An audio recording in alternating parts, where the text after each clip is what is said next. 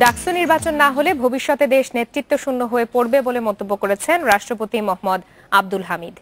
ঢাকা বিশ্ববিদ্যালয়ের 50তম সমাবর্তনে সভাপতির বক্তব্যে তিনি এ মন্তব্য করেন। সমাবর্তনে দুর্নীতি ও অন্যায়ের বিরুদ্ধে সোচ্চার হতে গ্র্যাজুয়েটদের আহ্বান জানান অতিথি বক্তা কানাডার ওয়েস্টার্ন ইউনিভার্সিটির উপাচার্য অমিত চাকমা। সমাবর্তন উপলক্ষে ক্যাম্পাস জুড়ে উৎসবের আমেজ। বিশ্ববিদ্যালয়ের কেন্দ্রীয় খেলার মাঠে এ সমাবর্তনের আয়োজন করা হয়। এতে 17,875 জন স্নাতক ও স্নাতকোত্তর শিক্ষার্থীকে সনদ দেওয়া হয়েছে। এছাড়া 80 জনকে স্বর্ণপদক, 61 জনকে পিএইচডি ও 43 জনকে এমফিল ডিগ্রি দেওয়া হয়। সমাবর্তন বক্তা অমিত চাকমাকে দেওয়া হয় সম্মানসূচক ডক্টর অব সায়েন্স ডিগ্রি। 50তম সমাবর্তনের আমেজ পুরো ক্যাম্পাস জুড়ে। ঢাকা বিশ্ববিদ্যালয়ের গ্রাজুয়েট হওয়ার স্বীকৃতি পেয়ে উচ্ছ্বসিত শিক্ষার্থীরা।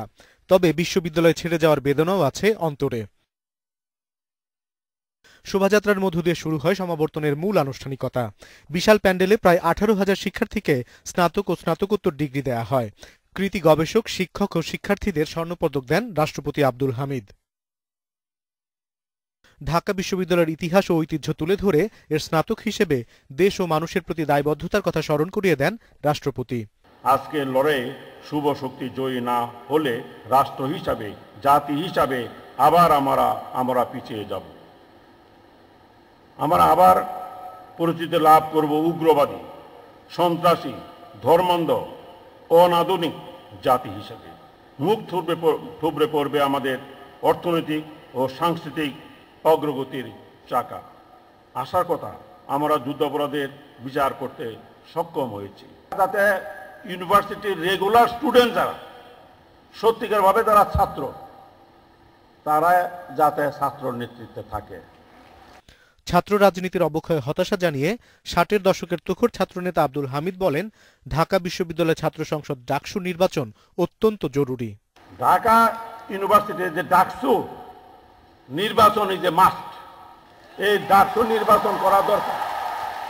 ডাকসু নির্বাচন যদি না হয় তাহলে ভবিষ্যৎ নেতৃত্ব এই দেশের জন্য একটা শূন্যতার সৃষ্টি হয়ে যাবে।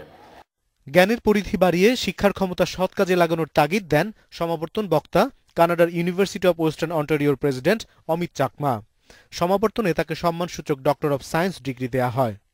নিজে অন্যায় করবেন না, আর অন্যকে অন্যের অন্যায়ও সহ্য করবেন না। দুর্নীতিকে প্রশ্রয় দেবেন না। সাধারণ মানুষের আর সমাজের দুর্বলদের মানবাধিকার লঙ্ঘিত হতে দেবেন না। একদিন আপনারা নেতৃত্বের অবস্থানে যাবেন। Leadership requires leading by example. মনে রাখবেন কবিগুরুর অমর বাণী, যদি তোর ডাক শুনে কেউ না আসে তবে একলা চলো রে।